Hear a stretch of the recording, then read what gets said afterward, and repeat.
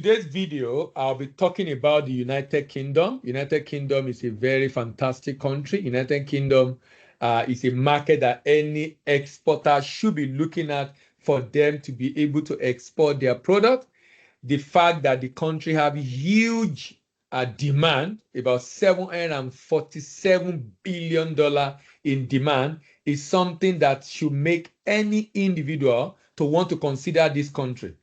You know, when you look at this country and you look at the fact that, number one, the country is not landlocked. The reason why I talk a lot about the country not being landlocked is because if you are going to ship into the country, how will the good enter the country? How will he enter? He has to come by road or by rail or by air, and that constitutes less than 20% of total shipment in the world. Majority of shipment in the world is done through the sea. The coastal line of United Kingdom is 12,429 kilometers. 12,429 kilometers. And about 71% of the land is used for agriculture. But what is interesting to me about this country is that even though they are using such a land for agriculture, but the country's agricultural economy is very small. Population is about 68.5 million people. Half is 34 million, which is male, and about 34.5 is female. So there are more female in the United Kingdom than male. Majority are white, but there are also a lot of black. 87.2% are white, a lot of other black and Asians, Africans also in the country. The language is predominantly English. Religion is predominantly Christian. Now, the language and the religion are very important factor when you are trying to go into any export market. The language and religion are important factors. So the fact that they're predominantly Christian and language being English, meaning the labeling of your product will be in English, and you will be able to sell product that Christian will buy. If it's a predominantly Muslim country, you know there will be restriction on things that you'll be able to ship into that country. This country have aging population. Population of 0 to 14 is just about 16.7%, meaning that older people constitute over 80%. About 64% is 15 to 64 years, and about 20% of the population of United Kingdom is actually more than 65 years. This explains the reason why they need more people coming into the country. Urbanization is very important factor when you are going into a particular market. It gives you an idea of whether, if I'm entering this market, how am I going to enter this market? How am I going to enter this market? What is the cost I'm going to be incurring in distribution in this market? What are the costs I'm going to incur in distribution in this market? If the urbanization level is high, like UK is 84.6%, meaning I will not be spending a lot of cost on distribution. Why? Because the urbanization level in this country is high. Now, let's look at the economy of this country. The GDP of this country is actually 3.34 trillion as of last year. That's huge. That is very, very huge. 3.34%. That is the GDP of the United Kingdom. That is the GDP of the United Kingdom. And the inflation is single digit, just about 8%.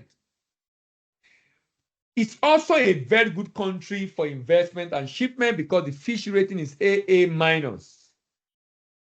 But it's interesting to note that $3.34 trillion, less than 1% of that GDP is contribution from agri. You know, for many countries, that the growth of the country is as determined by nature, natural resources. They have a lot of money coming from agri export. For UK, less than 1%.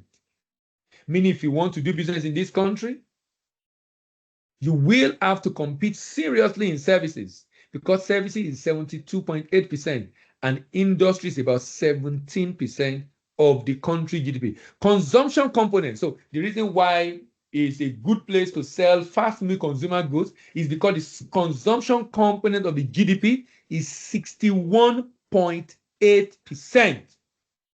Consumption component of the GDP is 61.8%. That is critical. That is very critical because that shows the level of demand. They have a good purchasing power, and the population is just about 70 million people. Agric product in this country that they produce: rapeseed, milk, wheat, barley, sugar, potato, chicken, oats, and pork and beef. However, they are heavy in industry, producing machinery, machine tools, electric power equipment, automation equipment, rail equipment, shipbuilding, aircraft, motor vehicle and parts, electronic and communication, metal, chemical, coal, petroleum, paper-based products, food processing, textile, clothing, and consumer goods. That's the level of production in this country. Now, remember the volume of item being sold, being imported, because they have a very high level of purchasing power. The import volume in this country is 7.47 billion, and they import petrol gas, to crude petroleum, to refined petroleum, to gold, to packaged medicament, to cars, broadcasting equipment, computers, gas turbine, platinum. So many items of import in the UK market. And that then make it a very good market you need to consider for export. Now, the next product that UK import that I would love to talk about is energy product. Different kinds of energy product. Because this country is consuming a lot of energy, the country is spending 133 billion. And by the way, this is the second highest in terms of the volume of import of United Kingdom. $133 billion. To import what? To import energy products, from petrol gas to crude petroleum to refined petroleum to electricity to coal briquette to non-iron and steel slag to coal tar to iron ore to coke to cement and asphalt. $133 billion. Now, what is the demand volume of each of those components I mentioned earlier?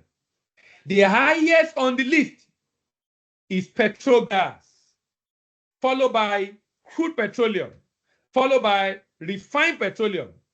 Aggregation of these three: petrol gas, 42.8% of the $133 billion. Crude petroleum, 29.1% of the $133 billion. Refined petroleum, 18.7% of the $133 billion. If you add all these together, you discover that about 90% of the item of import, of the energy import rather, of United Kingdom is petrol gas, crude petrol, and refined petrol. Because the refined petrol, they import crude petrol because they use it, they have a lot of refining capacity to be able to sell locally. Now, apart from the petroleum products, what are other energy sources of this country? Electricity, 2.92%. Coal briquette that some country waste. Coal briquette, 1.19%. Coal tar oil, 0.83%. Iron ore, 0.51%. And coke, 0.46%. Now, total $133 billion.